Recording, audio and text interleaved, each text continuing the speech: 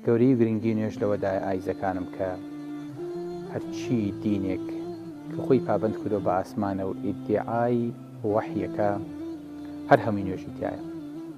هیچ دینێک نییە بە بێ نوێژ. بۆیە خوای گەورە لەسەر زمانی ئیبراهیم ئەفەرمێ ربنا ليقيموا الصلاة. خوای گەورە بۆیە ئەم کابەیەم دروست کرد بۆ ئەوەی کە خەڵک نوێژ بکە.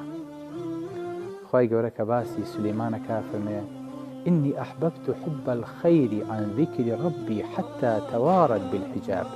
واتە سولەیمان عليه السلام ئەڵێن نوێژی عەسری فۆتاوە لە کاتێکا سەیری ئەسپەکانی کردووە ردوها عليه هەمویانی جێڕاوەتەوە جارێکی تر و کردوونی بەخێر.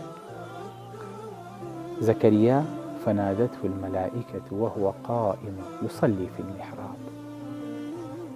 عيسى عليه السلام کە لەدایکە بێ هەل لەگەڵ لەدایک بوونیە فەرمێکی قال إني عبد الله آتاني الكتاب وجعلني نبيا وجعلني مباركا أينما كنت وأوصاني بالصلاة والزكاة ما دمت حيا.